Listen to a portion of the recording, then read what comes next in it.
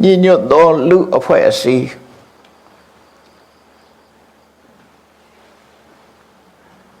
လူတွေဟာအသင်းဖွဲ့နဲ့နေကြတာဖြစ်တယ်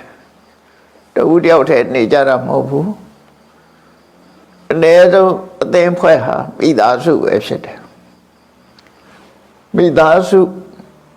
ဒါအသေးဆုံးအဖွဲ့အစည်းပေါ့တဘာဝအဖွဲ့အစည်းတစ်ခုအိမ်တိုင်းမှာမိသားစုဆိုတာရှိကြတယ်အမေဖေရှိတယ်သားသမီးရှိတယ်ပထမအမေဖေကနေပြီးတော့နှစ်ဦးဖွဲ့စည်းလိုက်ရနေပြီးတော့သားသမီးညီကိုမောင်နှမမြေမြင့်စွာတွေဖြစ်လာတယ်ဒါလည်းလူအဖွဲ့အစည်းပဲ family လို့ခေါ်တဲ့မိသားစုတစ်ခုဟာအသေးဆုံးလူအဖွဲ့အစည်းလို့ပြောအဲ့ဒီလူအဖွဲ့အစည်းတွေဟာစုလိုက်တဲ့အခါကျတော့ငါးအိမ်တစုဆယ်အိမ်တစုဖြစ်သွားတဲ့အခါငါးအိမ်ပေါင်းပြီးတော့ငါးအိမ်စုဆယ်အိမ်ပေါင်းပြန်တော့ဆယ်အိမ်စု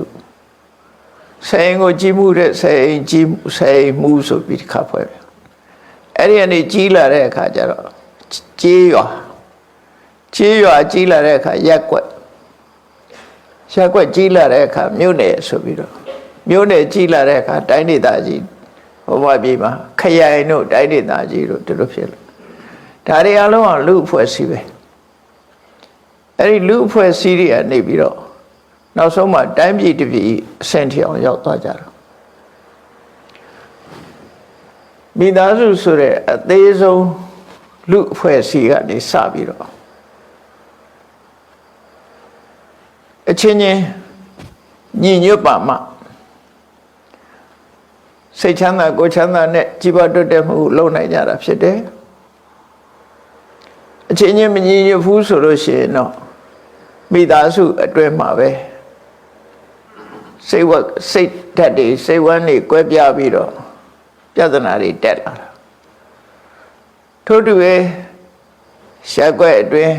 မြို့နယ်အတွင်းခရိုင်အတွင်းတိုင်းဒေသကြီးအတွင်းတနိုင်ငံအတွင်းမှာဆိုလို့ရှိရင်လည်းပဲမညီညွတ်ကြဘူးဆိုလို့ရှိရင်စိတ်ဝမ်းတွေကွဲပြားကြပြီပြဿနာတွေမျိုးစုံဖြစ်မှာဒါကြောင့်မြတ်စွာဘုရားကသမက္ကနံတပောတုခောဆိုသမက္ခဆိုတာစိတ်တုကိုယ်တုဘယ်ကိစ္စပဲလုံးလို့စိတ်တုကိုယ်တုအကယ်၍နာနာဆန္ဒတယောက်နဲ့တယောက်စိတ်ဆန္ဒချင်းမတူတောင်မှပဲဥဒိကျက်တစ်ခုထားပြီးတော့စိတ်ဆန္ဒတူအောင်ကြိုးစားပြီးတော့ဥဒိကျက်တစ်ခုစုပေါင်းပြီးတော့လုပ်တဲ့အလေးထားအောင်မြင်ကြီးပွားခြင်းရဲ့အကြောင်းဖြစ်တယ်ဆိုတာအဲ့လိုမဟုတ်ဘဲနဲ့တူနဲ့တူငင်းခုန်လုပ်နေမယ်ဆိုလို့ရှိရင်တော့ဘယ်သူဒုက္ခရောက်တော့ဆိုဒီကွဲပြားနေတဲ့လူဖွဲ့စည်းဟာဒုက္ခရောက်မဲ့ဖွဲ့စည်းဖြစ်သွားတယ်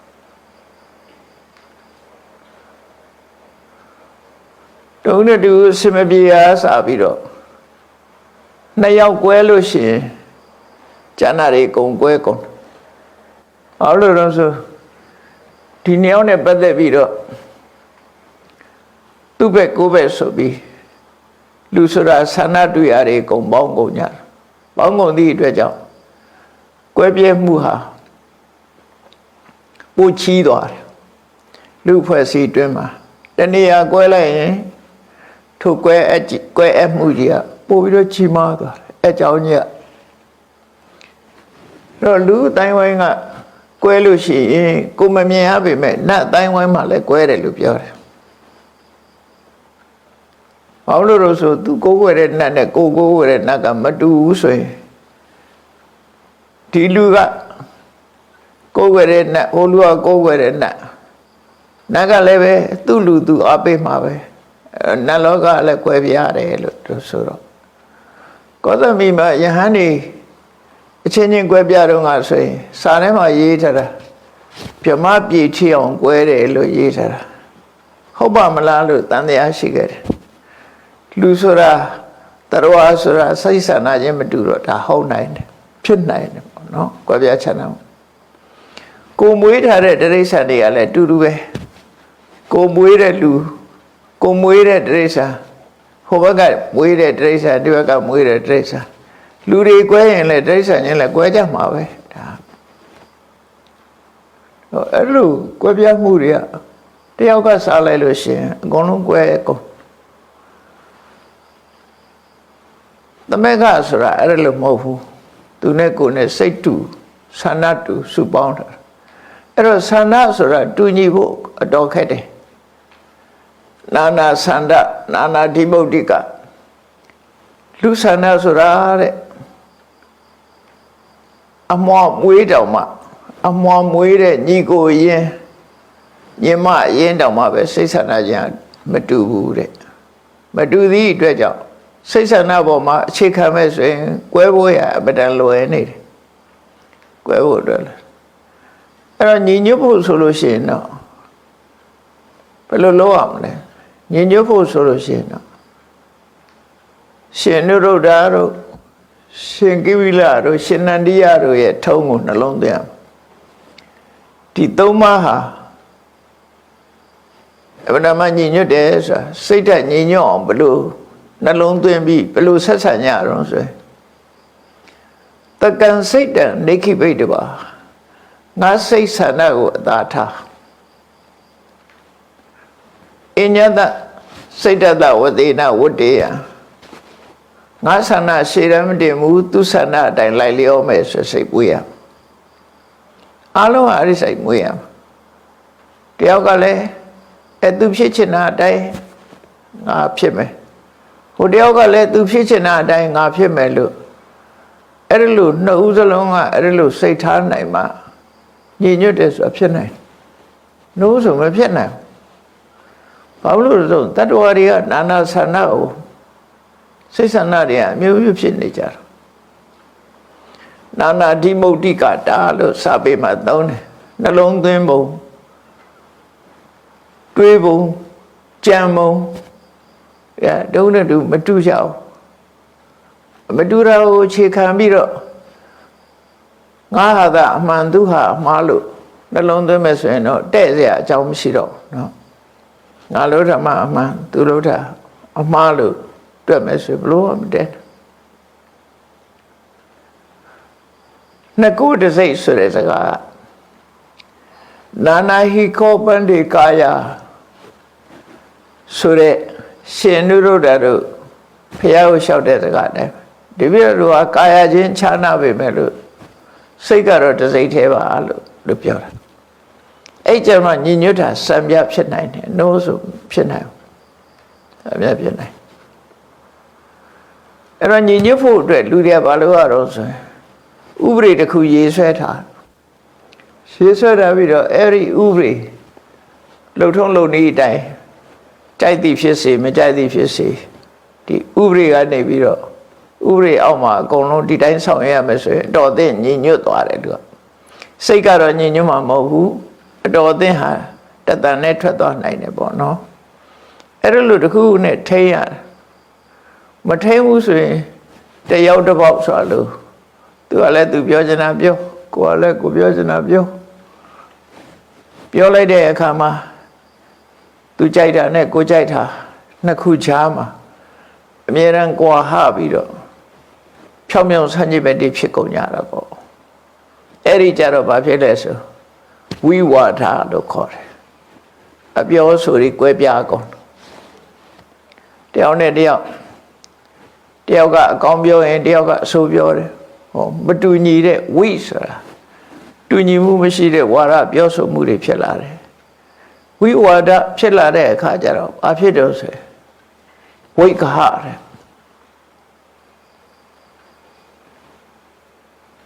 ကိုကြိုက်တာသူကြိုက်တာဆိုတဲ့အယူဆတွေကကွဲပြားလာတယ်ဗန္ဒနာ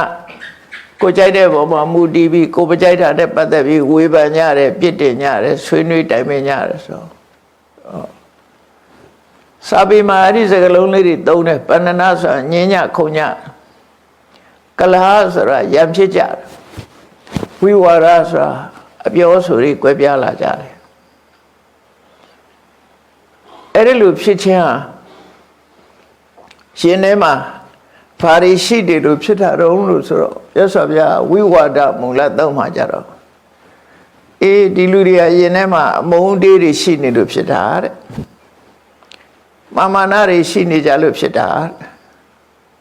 တူနဲ့တူအနိုင်ယူခြင်းနဲ့စိတ်တွေရှိနေလို့ဖြစ်တာအဲ့ဒီအမုန်းအတေးတွေအနိုင်ယူခြင်းနဲ့စိတ်တွေမထားဘူးဆိုလို့ရှိရင်ကွယ်ပြားစရာအကြောင်းမရှိဘူးကွယ်ပြားစရာအကြောင်းမရှိဘူးအဲ့တော့တရားတွေရဲ့ယင်ထဲမှာလူတွေရဲ့ယင်ထဲမှာအဲ့ဒီအညိုအတေးအတ္တမာနတွေလွှမ်းမိုးနေတာဆိုတော့ညင်ညွတ်ဖို့ဆိုတာတော်တော်ခဲနေညင်ညွတ်ဖို့ဆိုတော့မညင်ညွတ်လို့ရှိရင်လည်းသူတလူငါတမင်းဖြစ်ပြီးတော့တုံးတူကွဲပြားခြားနာပြီးနောက်ဆုံးဟာလူအဖွဲ့အစည်းကြီးကပျက်စီးသွားတာဝေဒာလီပြည်မှာဆိုလို့ရှိရင်ဝေဒာလီကလိတ်ဆွေမင်းတွေဟာလွန်ညင်ညွတ်တယ်သူတို့ကမင်းဘာပေါင်းလို့ပြောရင်ပြောမင်းပေါင်း9900 ယောက်အဖွဲ့အစည်းမှာသူတို့9900 ယောက်အဲ့ဒီလိုတန်းပြည်ကိုအုပ်ချုပ်ကြတာဆွေးနွေးတိုင်ပင်ပြီးတော့စီဝေးထိုင်ပြီးဆွေးနွေးတယ်ပြီးမူချမှတ်ပြီးတော့သတ်မှတ်ပြီးတော့လုပ်ကြတယ်အဲ့ဒါမှညီညွတ်တယ်ဖះလက်ထက်ကတော့ညီညွတ်တာစံပြဖြစ်တယ်နောက်မြတ်စွာဘုရားသက်တော်80အရွယ်ဖြစ်တဲ့အခါမှာအဲ့ဒီညီညွတ်ရေးကြီးကပြိုကွဲသွားလို့ဝေဒာလီပြည်ကြီးကဖြိုခွဲခံလိုက်ရတယ်ဖြိုခွဲခံလိုက်ရတယ်နောက်ဆုံးမှာဝတ္တကာရဆိုတဲ့အဇာတတရဲ့အမကြီးက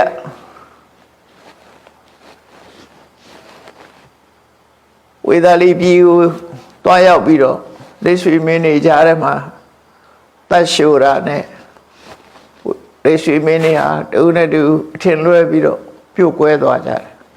အဲ့ဒီအချိန်ချင်းမှာအဇာတတရဲ့ကျူးကျော်စစ်ပွဲအောက်မှာဝေဒာလီပြည်ကြီးကဖျက်ဆီးခံလိုက်ရတယ်ပျက်စီးသွားတာပဲနော်ပျက်စီးသွားတယောက်တယောက်မတည့်ဘူးဆိုလို့ရှိရင်အင်္ဂါတွေရော့သွားတာအဲ့ဒါလူအဖွဲ့အစည်းမှာအမှန်တမ်းအရေးပါတယ်မြတ်စွာဘုရားကသံဃာအဖွဲ့အစည်းတွေမှာလည်းညီညွတ်ဖို့ပဲဟောတယ်လူအဖွဲ့အစည်းတွေမှာလည်းညီညွတ်ဖို့ဟောတယ်ညီညွတ်နေတဲ့သံဃာကိုကွဲအောင်လုပ်ရင်အမှန်တမ်းအပြစ်ကြီးတယ်ကွဲနေတဲ့သံဃာကိုစိတ်ဆက်ပြီးညီညွတ်အောင်လုပ်ရင်အမှန်တမ်းကြီးမားတဲ့ကုသိုလ်ဖြစ်တယ်လို့ဘုရားကိုယ်တိုင်ကလည်းဟောခဲ့ပူတယ်ညီညွတ်ရေးကိုအဓိကထားဘာလို့ဆိုဝိနည်းထဲမှာဆိုရင်သမကောဟိတံဃောတမ္မောရမာနောအဝိရမာနောဆိုတာဧကုဋ္ဌိသောဖာတုဝေဟရတိစကားလေးပါတယ်သမကတန်ဃာညီညွတ်နေတဲ့တန်ဃာသည်ညီညွတ်တယ်ဆိုတာဘာလို့သမကောဟိတံဃောတမ္မောရမာနတဖွဲ့ရီလို့ပေါင်းဆက်ထားတယ်တမ္မောရဆိုတာအတူတကွဝါမြောက်တယ်လို့ပြောတယ်တတိယပြပြောရင်တမ္မောရဆိုတာရောနှောပေါင်းဆက်ထားတဲ့သဘောလူဖွဲ့စည်းဟာမတူညီတဲ့အရာတွေကိုရောနှောပေါင်းဆက်ထားလိုက်တာဥပမာမဲ့ဘယ်လိုထီအောင်ရောနှောပေါင်းဆက်တာတော့ဆိုရင်လွှမ်းနှုတ်နဲ့ရေလျှောလိုက်လို့ရှိရင်ဒါရည်ဒါနွားနှုတ်လို့ခွဲဖို့ခက်သွားတယ်ပေါ့ပေါင်းဆက်သွားတယ်စီနဲ့ရည်ကြတော့အဲ့လိုပေါင်းလို့မရဘူးလေစီနဲ့ရည်ရောမွေလဲစီရစီပဲရည်ရည်ပဲပေါင်းလို့မရဘူးအနွားနှုတ်နဲ့ရည်ကြတော့ပေါင်းလို့ရတယ်ဒါမှမဟုတ်နွားနှုတ်ကိုရည်ရောရောင်းကြတာပေါ့စီတဲ့တော့ရည်ရောရောင်းလို့မရဘူးပေါင်းလို့မရလို့အဲ့ဒါလို့ပေါင်းဆက်လို့ရတဲ့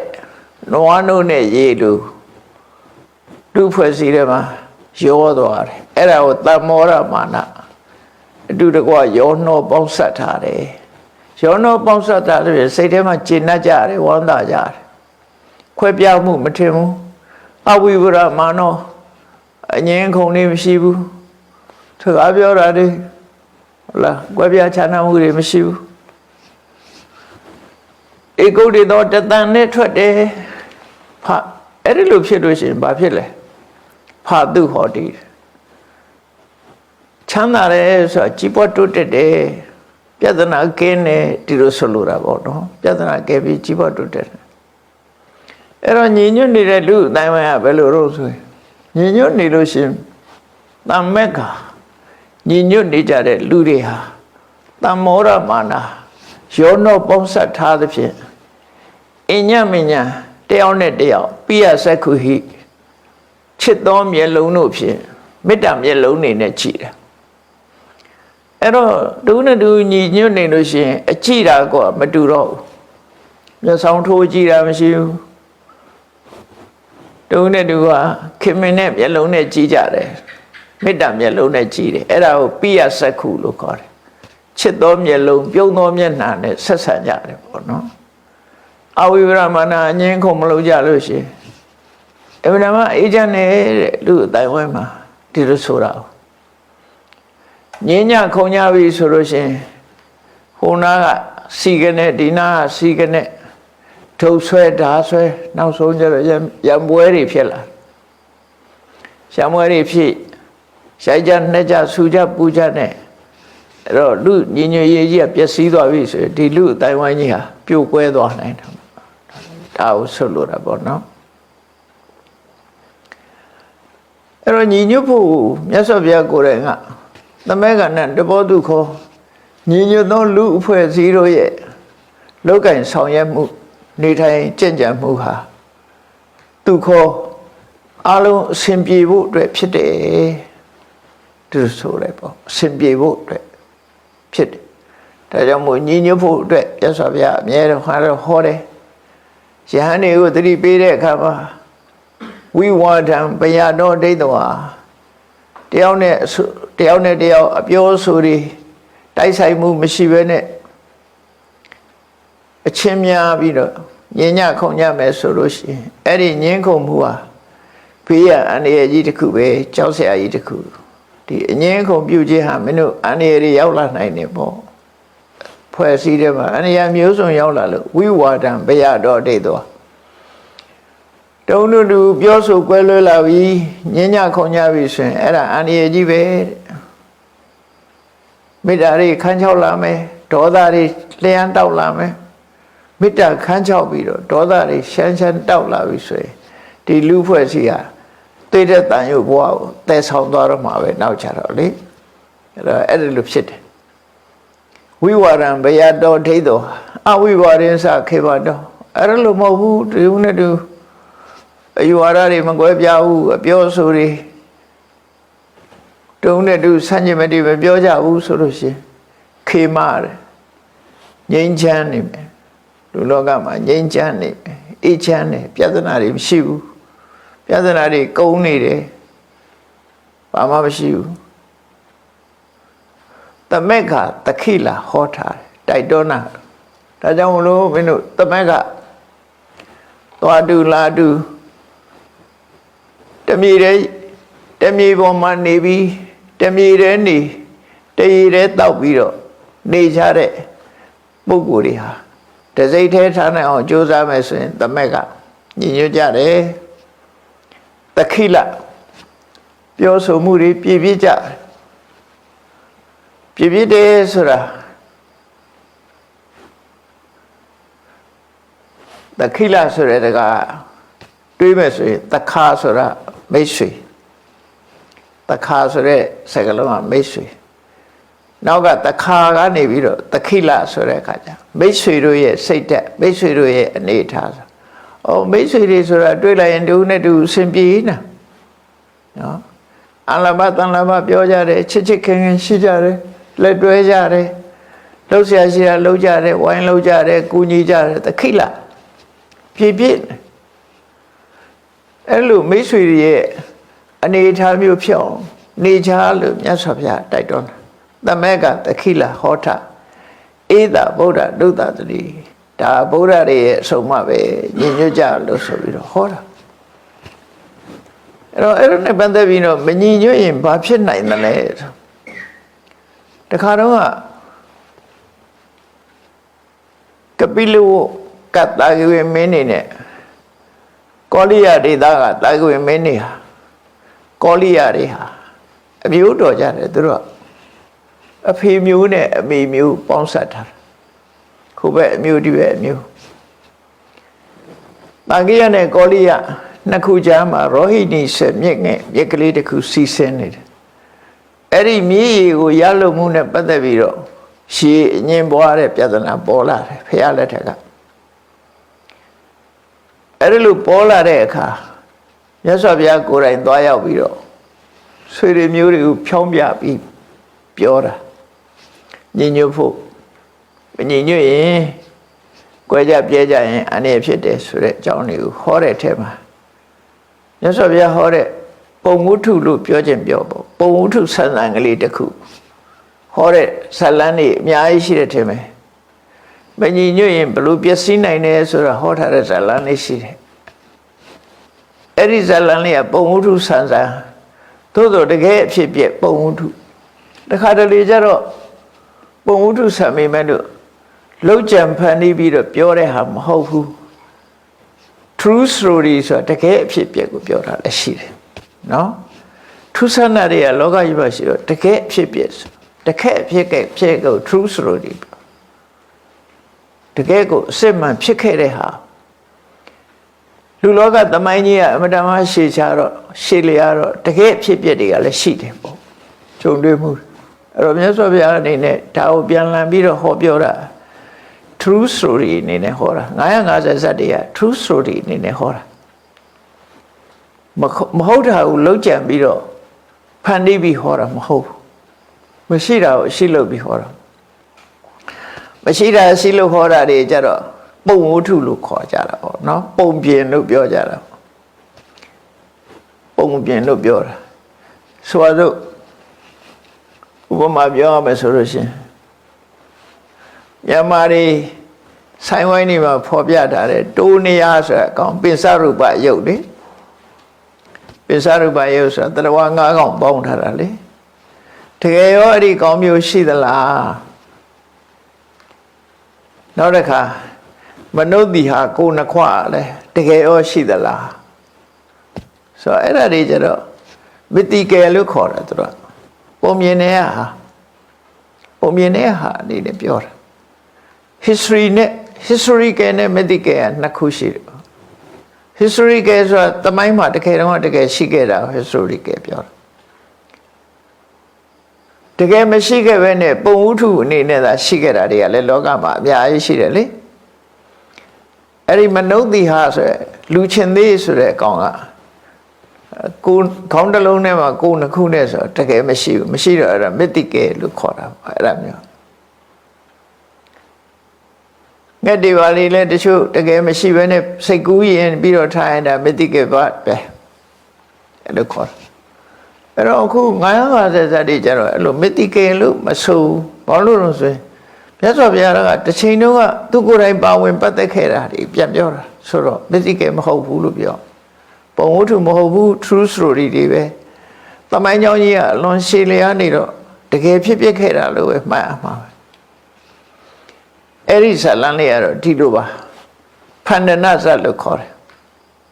ဖန္ဒနာဆိုတာကျုပ်ပင်ပါဠိလိုဖန္ဒနာမြန်မာလိုကျတော့ကျုပ်ပင်မြင်မှုတဲ့လူလည်းရှိမယ်မမြင်ဘူးတဲ့လူလည်းရှိလိမ့်မယ်ဖန္ဒနာဇတ်ကကျုပ်ပင်နဲ့ဝက်ဝံတို့ရဲ့ဇာလန်းလေးတစ်ခုပေါ့ကျုပ်ပင်ကအသက်မရှိဘူးဝက်ဝံကအသက်ရှိတယ်ပေါ့အဲ့တော့တိရစ္ဆာန်ပါတယ်တက်မဲ့ပါနေတယ်ဇာလန်းထဲမှာ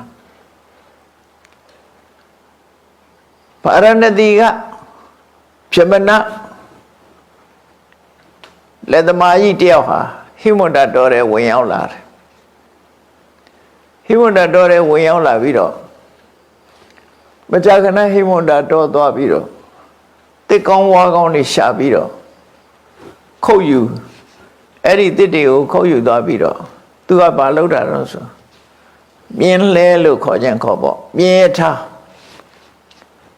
ပါဠိစာပေရထလို့သုံးတာဆိုမြင်းရထားလုပ်ငန်းကိုလုပ်တယ်သူကလဲဘိန်းနေလို့ဟာတွေဘိန်းနေလုပ်တယ်ဝင်ရိုးတွေလုပ်တယ်အဲ့ဒီမြင်းရထားလုပ်ငန်းကိုလုပ်တယ်ဆိုအသားပြိုးစုံသူကလုပ်ရတယ်အဲ့တော့သူထုံးစံအတိုင်းဗာရဏသီကနေပြီးတောအုပ်ထဲဝင်ရောက်ပြီးတော့တက်ကောင်းဝါကောင်းရှာခုတ်ပြီးဟိုမှာမြင်းရထားတွေလဲတွေလုတ်ပြီးတော့ရောင်းချစားတော့တာသူကအဲ့ဒါနဲ့အသက်မွေးတာဒါသူ့အသက်မွေးထုံးစံတစ်ခုပေါ့နော်အဲ့ဒါလို့အသက်မွေးတယ်တရက်ကျတော့ဘာကြုံလာတော့ဆိုတော့သူတော်တဲ့ဝင်ရောက်တဲ့အခါမှာထူးဆန်းတဲ့တစ်ခုကြုံတယ်အဲ့ထူးဆန်းတဲ့အဖြစ်အပျက်ကဘာဖြစ်တာတော့လို့ဆိုသူကရဲတင်းတို့အစိမ်းတို့ရဲတင်းပေါ့လေခုခေတ်မှာရှင်းတော့ကတော့ဓမ္မတဲ့ရဲတင်းကိုကင်တာများတယ်ရဲတင်းဆိုတာဟိုဓာလို့ဓာကတော့ဓာဝင့်ရတဲ့အခါကျတော့မဝင့်တာတဲ့နေရာမှာခုတ်လို့ခက်တယ်ရဲတင်းကတော့မိသားသမားတွေကင်တာတွေ့လို့မှာခက်ခဲတွေမှာသူရဲတင်းနဲ့ခုတ်တာပေါ့နော်အဲ့ဒီဓမ္မအစားပါဠိကတော့ကုဋ္ဌာရီလို့သုံးတာကုဋ္ဌာရီဆိုတာဓမ္မလို့လည်းပြန်တယ်ရဲတင်းလို့လည်းပြန်နိုင်တယ်ပေါ့အဲ့ဒီလက်နက်ကရိယာတွေယူပြီးတော့ရဲတင်းတို့ဓာတ်တို့ဓာတ်လောက်ပဲရှိသေးတာခုခေတ်ကျတော့နော်လွှတ်တွေပါတွေရတယ်ဆက်လွှတ်တွေယူသွားတာတောင်မို့သစ်ပင်တပင်ဆိုဝုန်းဆိုခဏလေးတင်ပြတ်တယ်ရှင်းတော့အတော်ခုတ်ရမှာခုခေတ်ရတဲ့တစ်တော်ကတရထဲခဏတိတ်တင်ပြောင်းသွားနိုင်တဲ့အကုန်လုံးသူကလူ3ယောက်လောက်နဲ့အဖွဲတော်ရဲရောက်သွားတယ်အဲ့ဒီချိန်မှာဝတ်ဝင်ကြီးတွေကောင်းနဲ့တော့တွေ့တော့သူတို့ကလည်းတစ်ပင်နေဟိုကြည့်တယ်တစ်ပင်ဖြောင်းတဲ့ဟာတို့အကိုင်းဖြောင်းတဲ့ဟာတွေတို့ခုတ်ယူဖို့ရသူလိုက်ရှာနေတယ်ချင်းအဲ့မှာထူးထူးဆန်းဆန်း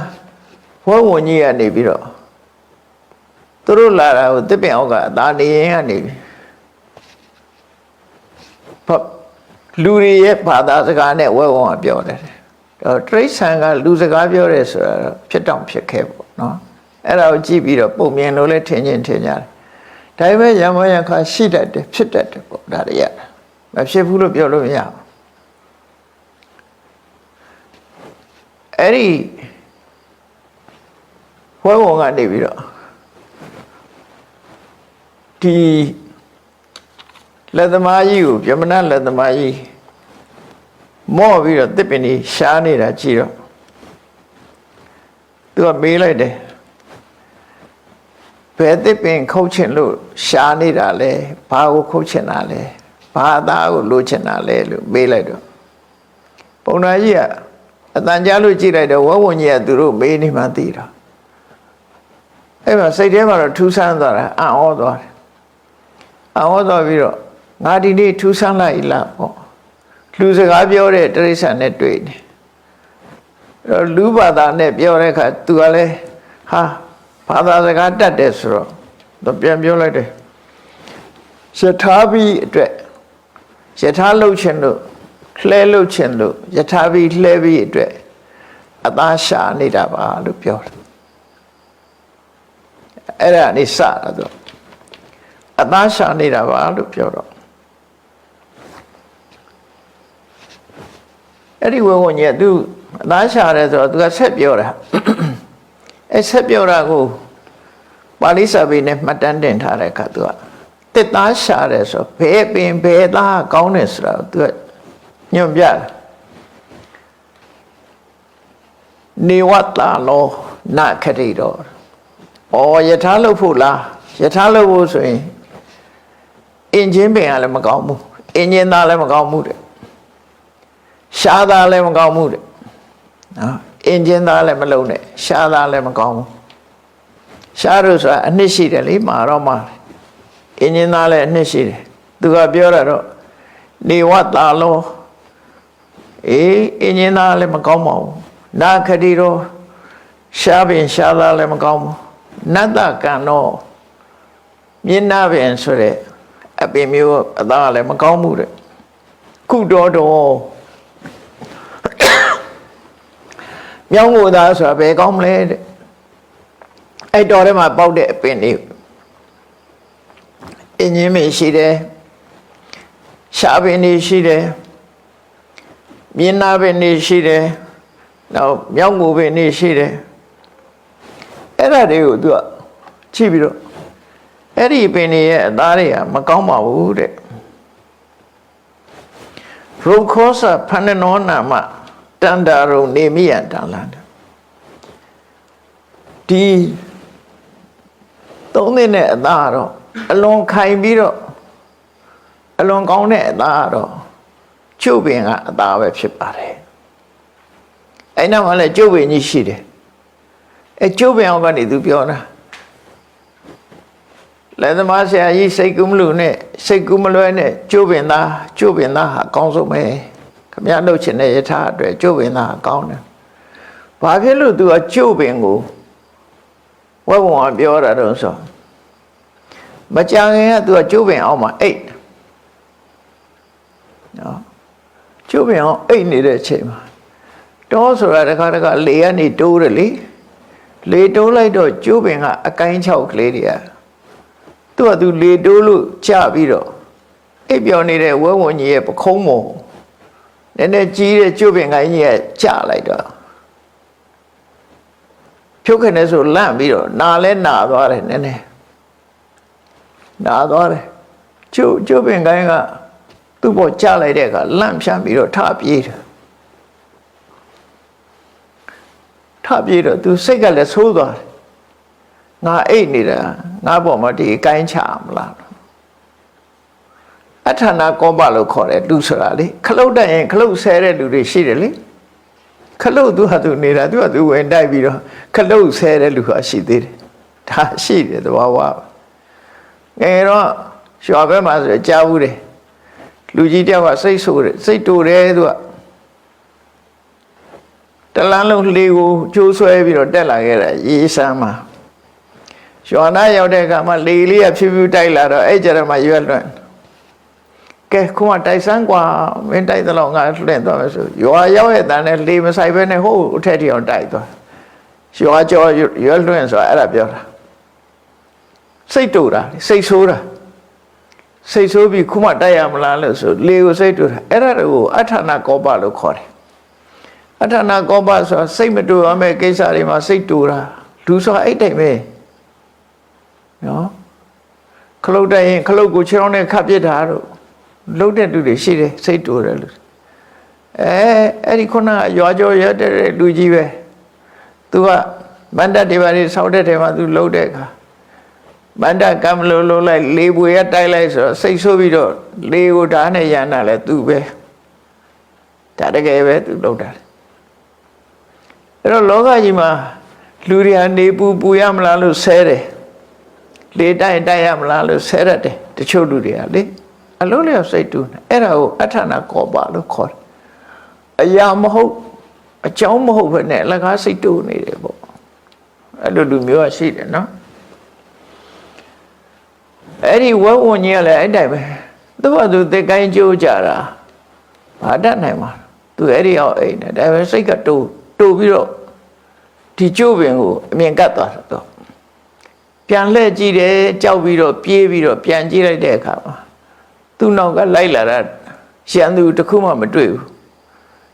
ကျုပ်ပင်ကြီးပဲတွေ့တော့ငါအိဋ္ဌာကိုတမင်သက်သက်အကိုင်းချိုးချတယ်ဆိုပြီးတော့ကျုပ်ပင်ကိုရန်လောက်တယ်သူဒါမလုပ်ဘူးမရှိနဲ့နော်လူတွေလည်းလုပ်တယ်ဒါပြောအဲ့လိုကျုပ်ပင်ပေါ်မှာသူရန်ညှိုးထားတာရန်ညှိုးထားတော့ခုနကရဲရင်တို့ဒါတို့နဲ့ဝင်လာတဲ့လူကြီးတွေ့တော့ဒီကျိုးပင်ကိုရန်ညှိုးထားပြီးတော့ခုတ်ဖို့ရအတွက်သူကလှမ်းပြောပြီးကျိုးပင်ကြီးခုတ်ခိုင်းတာပဲအဲ့တော့ကျိုးပင်ကတော့တက်မဲ့ဆိုတော့စိတ်စေရနာမရှိဘူး အဲ့ဒီကျိုးပင်မှာနေတဲ့နတ်ကတော့စိတ်စေတနာရှိတာပေါ့ဘာမဆိုင်ညာမဆိုင်နဲ့သူနေတဲ့အဆောက်အုံကြီးကိုဝဲဝန်ကလက်ညှိုးထိုးပြီးခုတ်ခိုင်းနေပြီဆိုတော့စဉ်းစားကြည့်လေနတ်ကလည်းငါအိမ်ဖြက်စီးတယ်ဆိုသူကြိုက်မှာမဟုတ်ဘူးလေ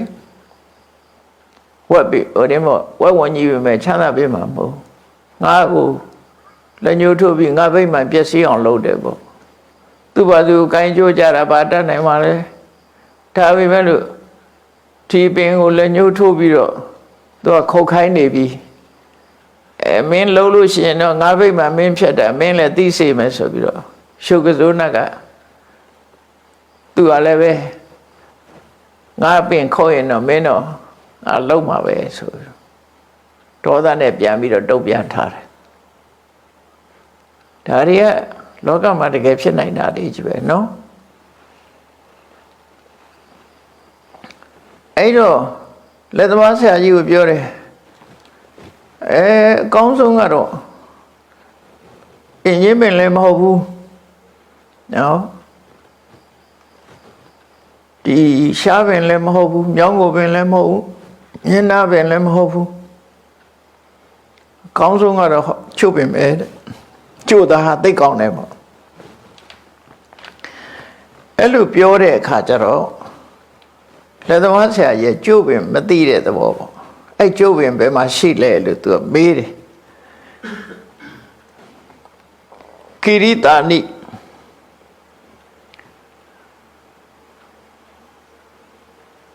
ကိရိတာနိဒပတ္တာနိခန္နောဝပနတာကိရိတောပုထောမေတ္တမအခါဟိကထံဇာနေမှုယထာဇာနေမှုဖဏ္ဏနံလက်တော်ဆရာကြီးကျိုးပင်ဆိုတာကအရွက်ကဘယ်လိုပုံစံရှိသလဲတဲ့သူ့ရဲ့ပင်စီကဘယ်လိုပုံစံရှိသလဲတဲ့နော်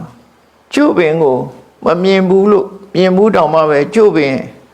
အကြောင်းကိုပြောပြစမှာကျိုးပင်ဆိုတာဘယ်လိုဟာဆိုပြောပြစမှာပြောတော့ဝဝညက်ပြောတယ်ယတတခပလံပန္တိကျိုးပင်ဆိုတာဗျာတဲ့အကိုင်းတွေကတွဲလေးအောက်ကျနေတယ်ညွတ်ကျနေတယ်ကျိုးပင်ဆိုတာတချို့ပင်တွေကလေအောက်တွဲကြတယ်လေတချို့ပင်တွေကအထက်ကားတက်တယ်လေ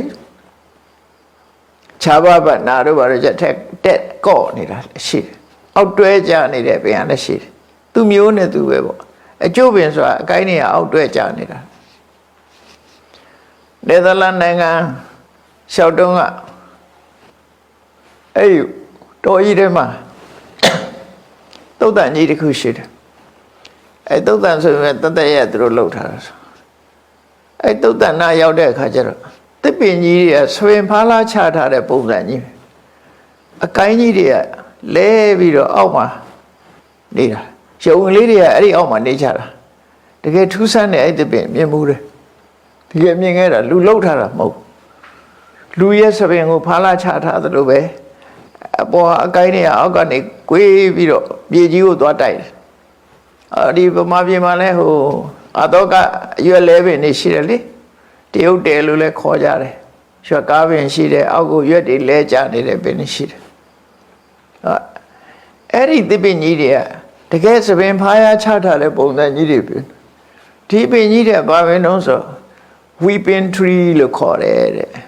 ငိုးနေတော့သစ်ပင်များလို့ဆိုပြီးတော့အဲ့ခေါ်တယ်ထူးထူးဆန်းဆန်းပဲနော်သုတ်တန်နဲ့တော့ကိုက်နေတာ weeping tree တဲ့အဲ့မှာတွေ့ရတယ်ထူးဆန်းအဲ့ဒီလိုသစ်ပင်ရဲ့ပုံသဏ္ဍာန်ကိုပြောပြတာကျုပ်ပင်ဆိုတာတဲ့သူ့ရဲ့အရွက်ကအောက်တွဲလေးကျနေတယ်တဲ့ပြီးတော့အဲ့ဒီအရွက်ကိုဆွဲခိုလည်းပဲမကျိုးဘူးတဲ့တော့တယ်မဆက်ဘူးပေါ့ဟိုမှာလို့ကြတော့ကျိုးတချို့ကိုင်းကြတော့မကိုင်းလိုက်နဲ့ကျိုးဆက်ဥပမာမကြီးပင်လို့ဆိုတော့ကိုင်းသေးသေးလေးလည်းကိစ္စပြုလူခိုစီးမကျိုးတချို့ကကျိုးကြတယ်အကိုင်းကြည့်တောင်ကျိုးကြတယ်မကျိုးဆက်ဘူးပေါ့အဲ့ကျိုးပင်ဟာအကိုင်းကလည်းမကျိုးဆက်ဘူးတဲ့ အဲ့ဒီအပင်မျိုးသောရုခောဖန္နနောနာမယတမူလေအဟံထိတော်တယ်ကျွန်ုပ်ရက်နေတဲ့တစ်ပင်အဲ့ဒီတစ်ပင်မှာကျွန်ုပ်ရက်နေတာအဲ့ဒါကျုပ်ပင်ပေါ်တဲ့သူရက်နေတဲ့အဲ့ဒီအပင်အောက်မှာသူရက်နေတာတဲ့ကျုပ်ပင်ဆိုတာဒီပင်ပဲလို့ပြလိုက်တယ်အရဏံစက္ကနာဘိနဣတာနေမိရထသသသဗ္ဗတတိကမ္မနိယောအယံဟိတတိဖန္နနောဒီကျုပ်ပင်သားဟာနော်ဘီးလို့တဲ့အခါထောက်တန်နေလုံးမလားဘီးရဲ့အကွတ်လုံးမလားယထာရဲ့ယထာသံဆိုတဲ့အချောင်းအနေနဲ့သုံးမလားအကွတ်အနေနဲ့သုံးမလားယထာတစ်စင်းလုံးအတွက်တော့အမှန်တန်သုံးလို့ကောင်းတဲ့အသားဖြစ်ပါတယ်လို့ဘုရားဝန်ကြီးကအဲ့ဒါလို့ပြောလိုက်တယ်အဲ့လိုပြောလိုက်တဲ့အခါကျတော့လက်သမားကဟန်ကြလိုက်တာဒီကံကောင်းလိုက်တာကျုပ်ပင်ကြီးအောင်ရောက်နေတယ်ကျုပ်ပင်ဟာကောင်းတယ်လို့ဝဲဝံကလည်းပြောတယ်တရိစ္ဆာန်တဲ့ကောင်ငါအကူကြီးပေးတယ်ဆိုအဲ့ကျုပ်ပင်ကြီးခုတ်ကျုပ်ပင်ခုတ်တဲ့အခါကျတော့ကျုပ်ပင်ခုတ်ပြီးတော့နေတဲ့အချိန်လေးမှာကျုပ်ပင်ခုတ်မလို့လုံးနေတဲ့အချိန်မှာကျုပ်ပင်ဆောင်နတ်ကဘွားကနဲ့ခီးသွားရအောင်ဆောင်ပြီးတော့သူတို့နောက်ကနေလူတယောက်တော်တယ်ဖြတ်လာတဲ့ပုံစံမျိုးနဲ့ပြလိုက်တယ်ခြေတံကြားလို့ကြည့်လိုက်တဲ့အခါကျတော့ခီးသွားဟုတ်ကြခမရဘာလုပ်တာဘာလုပ်မလို့လဲဆိုဒီယထာအတွက်ကျုပ်ပင်ကြီးခုတ်ဖို့စဉ်းစားနေတာလို့ဆိုတော့အဲ့ဒီယထာမှာပို့ပြီးတော့ခိုင်ငါအောင်ဒီယထာလှုပ်တဲ့အခါမှာနေမိဆိုတဲ့ဘေးရဲ့အကုတ်အနေနဲ့အကောင်းဆုံးထဲ့ခြင်းနဲ့မော်လားတဲ့အကောင်းဆုံးထဲ့ခြင်းဝဲဝန်ရေဟာအကောင်းဆုံးပဲတဲ့ဒါပြဝန်ရေဟာအကောင်းဆုံးပဲတဲ့ခင်ဗျာအဲ့ဒါခင်ဗျာယထာဒီဟုတ်ပြီကျုပ်ပင်သားအကောင်းတယ်တဲ့မဆိုးဘူးတဲ့ကျုပ်ပင်သားအကောင်းတယ်ဒါပေမဲ့လို့အဲ့ဒီကျုပ်ပင်နဲ့နှုတ်ထဲယထာပြီးကိုအကွတ်နဲ့ပြင်မကနေကွတ်ဖို့ရအတွက်ကချီနှောင်မို့ရအတွက်ကတော့ဟောဒီဝဲဝင်ရဲ့လေပင်သားဟာအကောင်းဆုံးပဲအရေးဟာအကောင်းဆုံးပဲတို့သူကလည်းဒါခုခေတ်ဆိုချင်းထဲလိုက်တာပေါ့နော်သူတစ်ပင်ခုတ်မှာဆိုတော့အဲ့ဒီဝဲဝင်မှာတေအောင်လုပ်တာသူတစ်ပင်ဝဲဝင်မှာအဲ့လိုပြောလိုက်တော့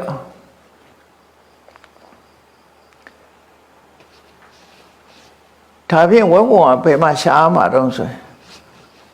အဲ့ဒီနားနေမဲ့အဝေးကြီးမရောက်သေးဘူးအဲ့ဒီဝဲဝင်ရှိတယ်တဲ့ခင်ဗျားသွားပြီးတော့သူပဲဒီတစ်ပင်ကိုညွှန်ထားတာဆိုတော့တဲ့သူ့ဘယ်နာခုတ်အောင်မလဲလို့သွားမေးတဲ့မေးရင်သူကလိုက်ပြလိုက်မယ်တဲ့တစ်ပင်ကိုနှုတ်သီးနဲ့ထိုးပြီးတော့နာဒီနာခုတ်လို့သူပြောလိုက်မယ်တဲ့အဲ့ကြရင်တော့ခင်ဗျာအသာလေးပဲတဲ့သူ့ကိုခုတ်လိုက်ရုံပဲတဲ့တတ်လိုက်ရုံပဲသူကနီးပေးလိုက်တာနတ်ကနေပြီးတော့နီးပေးလိုက်တယ်အဲ့ဒါနဲ့ကြည့်လိုက်တော့ဝဲဝံတိတ်အဝေးကြီးမရောက်သေးဘူးဒါနဲ့ဝဲဝံလာပါဦးမျိုးခင်ဗျာပြောတဲ့ကျိုးပင်ကိုဘယ်လိုခိုးအောင်လဲဘယ်နာအစားခိုးအောင်လဲဆိုတော့ဝဲဝံညတဲ့ဝမ်းသာအားရနဲ့လာပြီးတော့ဒီနာခုတ်ပါဆိုပြီးတော့နှုတ်သီးနဲ့ထိုးပြအဲ့လိုပြနေတဲ့အချိန်မှာနောက်ကနေဓာတ်နဲ့ပိုင်လိုက်တယ်ဝဲဝံကြီးကဲဟိုကဝဲဝံကြောင့်တစ်ပင်ကိုခုတ်ခံရတယ်နော်တစ်ပင်စောင်းတဲ့ယုတ်ကစိုးနတ်ရဲ့ဒီယုတ်ကစိုးနတ်ကြောင့်ဝဲဝံကြီးကလည်းသိရတယ်အဲ့တော့တယောက်နဲ့တယောက်အာဃာတထားပြီးတော့မငြိမ်းချမ်းဘူးဆိုလို့ရှိရင်တစ်ပင်လည်းခုတ်ခံရတယ်ဝဲဝံလည်းသိတယ်လူတွေအတွင်းမှာတူနဲ့တူဒီလိုလုံးကြမယ်ဆိုလို့ရှိရင်အားလုံးအသင်းဖွဲ့ရပျက်စီးသွားနိုင်တယ်ဆိုတော့မြတ်စွာဘုရားဟောတာအဲ့တော့ဝဲဝံလည်းသိရတယ်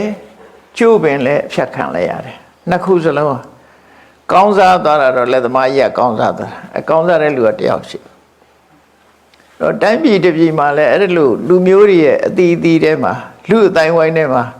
တယောက်နဲ့တယောက်အဲ့လို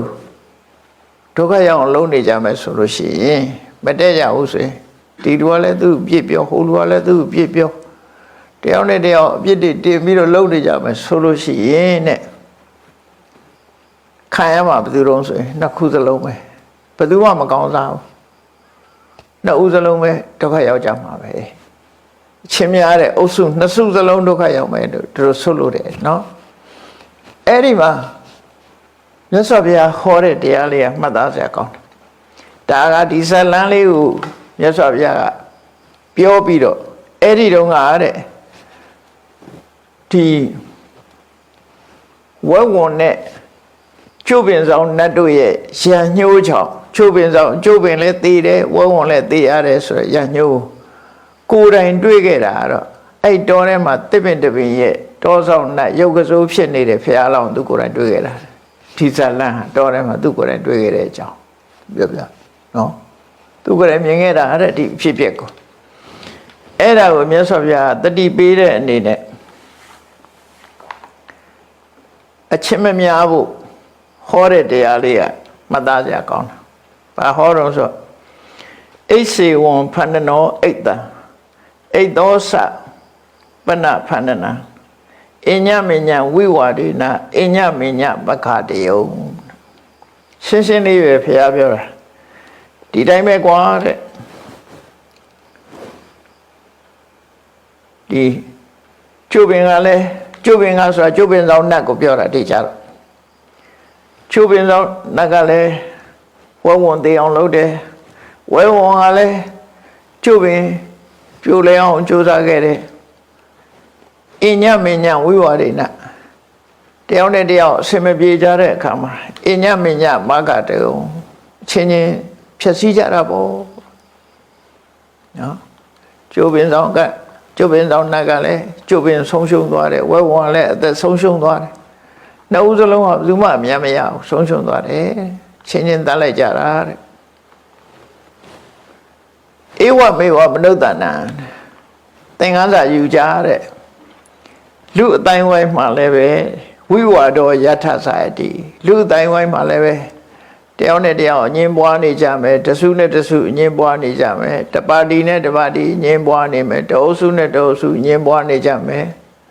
ဆိုလို့ရှိရင်တဲ့မယူရနိစ္စန္တိထောင်းကကနေကြတာဖြစ်တယ်ဒီစကားလေးသုံးလိုက်တာမြတ်စွာဘုရားမယူရဆိုတာထောင်းနိစ္စဆိုတာကထောင်းကကရဲဆိုတဲ့စကားဘယ်လိုအဓိပ္ပာယ်ပေါ်တာတော့ထောင်းများဟာအဘိဇံကြီးကိုဖြတ်ပြီးတော့ကတဲ့အခါကျတော့နောက်ကနေကြည့်လို့ရှိရင်စုပ်အုပ်ပေါ်သွားတယ်သူတစ်သလုံးအမီးနဲ့ဖုံးထားတာကြီးကိုဖွင့်ပြလိုက်တယ်လို့ဖြစ်သွားတယ်အဲ့ဒါကိုထောင်းကကရတယ်လို့ခေါ်တယ်အဲ့ဒါအဓိပ္ပာယ်ဘာတော့ဆိုလို့ရှိရင်တယောက်နဲ့တယောက်မတည့်ဘူးဆိုရင်ဟိုလူကလည်းသူ့အပြစ်ပြောဒီလူကလည်းသူ့အပြစ်ပြောနေဆိုတယောက်တယောက်အပြစ်တွေဖော်ကြတော့အရှက်တွေကုန်းကုန်တာပေါ့အဲ့ဒါထောင်းကကရလို့ခေါ်တယ်ထောင်းဟာအကကောင်းပေမဲ့အမီးဆန်လှပေမဲ့လို့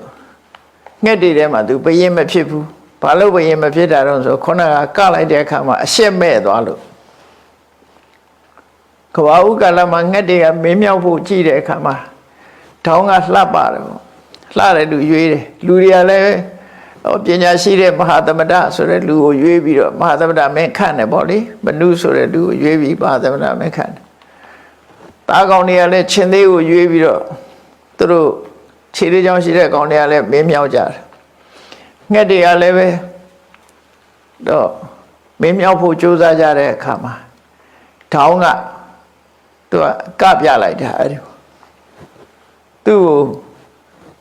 ရွေးချယ်ကြတော့မဲ့အခါမှာသူ့ကိုကပြလိုက်တယ်ကပြလိုက်တဲ့အခါဝမ်းသာပြီးတော့ကပြလိုက်တဲ့အခါကျတော့သူကဟိုဘက်လှည့်ပြဒီဘက်လှည့်ပြဆိုနောက်ကလှည့်ပြလိုက်တဲ့အခါသူဖုံးထားမဲ့ဟာကြီးပေါ်သွားတာပေါ့နော်ပေါ်သွားတော့ဒီကောင်အရှက်မရှိဘူးဆိုပြီးတော့အဲ့လိုဖြစ်သွားတယ်အဲ့လိုဖြစ်သွားတယ်ဒါကြောင့်မို့လူလောကလူတွေကလည်းတယောက်နဲ့တယောက် အပြစ်တွေဖောနေတာဟာထောင်းကနေကြတာပဲဖြစ်တယ်ဖုံးထားတဲ့ဗျဖုံးထားတဲ့မြတ်ကုန်းပြမှပေါ်စွာလို့ပဲဖုံးထားတဲ့အကုန်လုံးကပြလိုက်တော့အကုန်ပေါ်ကုန်တယ်အဲ့လိုမြတ်စွာဘုရားဒါဥပမာပေးထားဒါဘုရားကိုယ်တိုင်ဖြစ်မှဟောတဲ့တရားဒါမယူရနိစ္စံနိစ္စန္တိမင်းတို့တောင်းကကြတာပဲတဲ့ယထာတိဣဒ္ဓဖန္နနာဝဲဝင်နဲ့ကျုပ်ပင်လိုပဲတဲ့ဒါတောင်းကပြီသူ့ပြည့်ကိုပြည့်အဲ့လိုဖော်ထုတ်ပြီးနှုတ်စလုံးပျက်စီးသွားမှာပဲခုံပြက်သွားကြမယ်ဆိုပြီးတော့မြတ်စွာဘုရားကဆုံးမစကားနောက်ကဘာပြောတော့တံဝဝရမိဖတ်တံဝမင်းတို့ငါရှင်းရှင်းလေးပြောမယ်မင်းတို့မှာရဝန္တိဋ္ဌသမဂမခုစီဝေးမိတဲ့ပုဂ္ဂိုလ်တွေအားလုံးမင်းတို့ကောင်းခြင်းမင်္ဂလာတွေဖြစ်ပါစေကောင်းခြင်းမင်္ဂလာတွေမင်းတို့ဖြစ်ပါစေတမ္မောဒဋ္ဌမာဝိဝေဒဋ္ဌ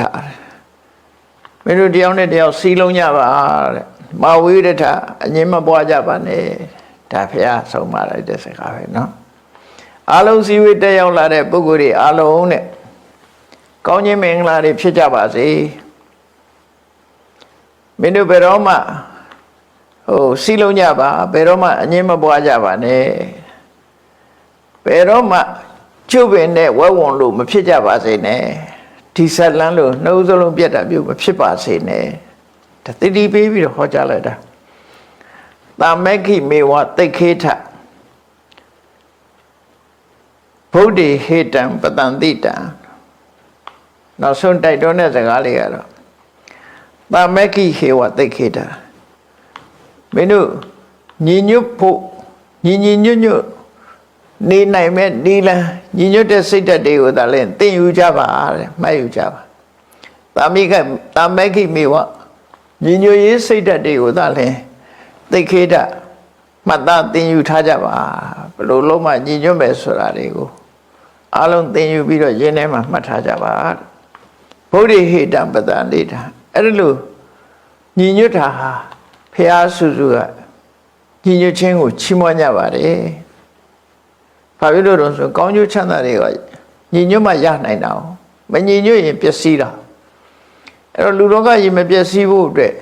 ညီညွတ်ကြပါညီညွတ်မှသာလဲကောင်းစားနိုင်ပါတယ်လို့သူတော်ကောင်းတွေကချီးမွမ်းကြတယ်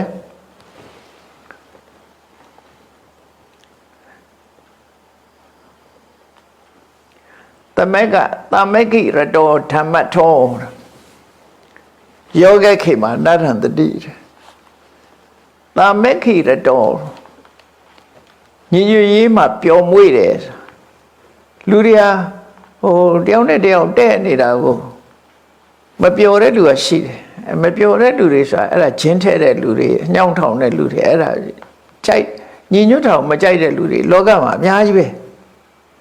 တယောက်နဲ့တယောက်တဲ့နေပြီဆိုရင်ဘာလို့ရမလဲဆိုတာကြည့်ညှောင်းထောင်မှုချိနေကြတာ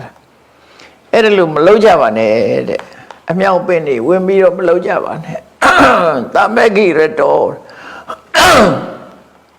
ကိုယ်တိုင်လည်းညီညွတ်တယ်ညီညွတ်တဲ့သူများကိုလည်းညီညွတ်အောင်လုပ်တယ်ညီညွတ်ရေးမှသာပျော်မွေးတဲ့ပုဂ္ဂိုလ်မျိုးဖြစ်ပြီးတော့ဓမ္မထောတကယ်ဓမ္မလမ်းကြောင်းအတိုင်းကျင့်သုံးနေထိုင်မဲ့ဆိုရင်တဲ့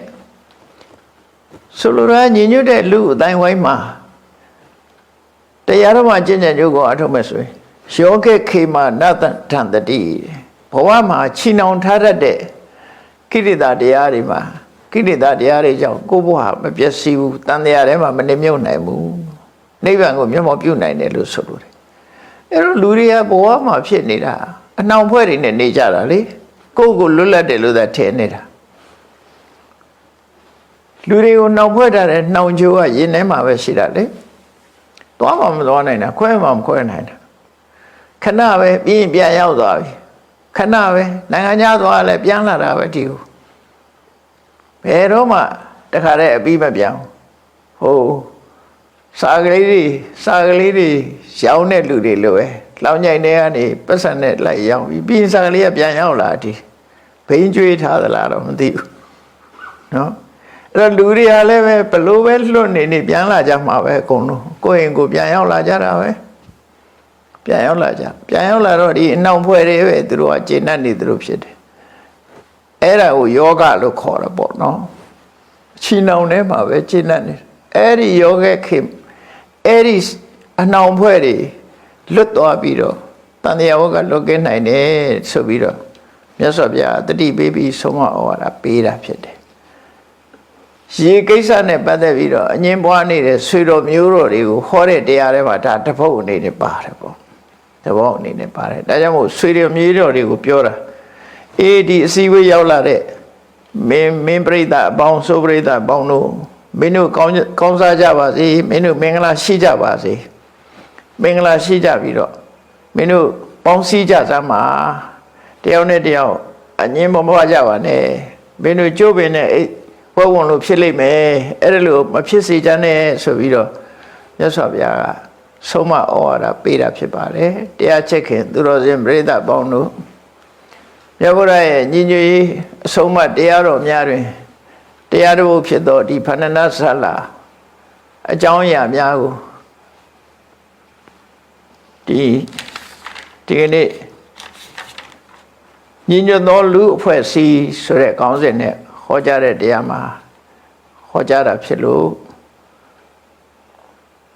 တုံးတဲ့တူမညီညွတ်တဲ့အပြောဆိုကွဲလွဲမှုတွေရှိခဲ့သော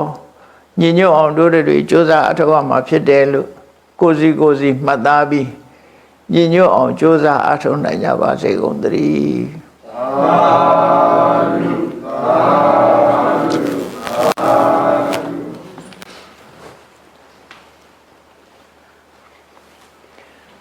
ရှိတဲ့ချောင်း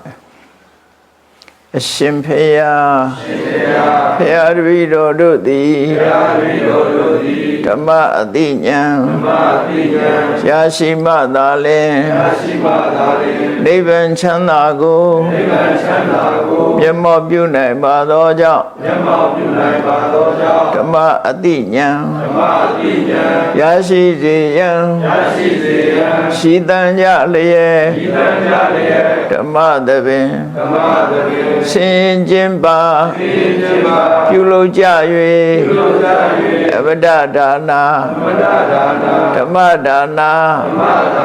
တရားလှူတော်ကိုပေးလူကြပါကုန်၏တရားတော်မြတ်ကိုယုတိလေးမြတ်စွာမမတ်သားသာအာယုန်ထားလျက်နာကြားကြပါကုန်၏တရားတော်မြတ်ကိုတတ္တဗဝတ္ထုစုစုတို့ဖြင့်ပူဇော်ကြပါကုန်၏ယနေ့ယခုအာထုပြုလို့ရသောဤကောင်းမှုသည်နိဗ္ဗာန်ချမ်းသာ၏အကြောင်းအထောက်ပံ့ဖြစ်ပါစေတည်းဤကောင်းမှု၏အဖို့ဘာကကိုအမိအဖာအဖို့အဖွာဆရာသမားမှစ၍ကဝါသူကဝါသာလူနဲ့ပြမတတ္တဝါအများတို့အားအမြဝေငှပါကုန်၏ကုသိုလ်အမြကိုစီရကြကုန်သည်ဖြစ်၍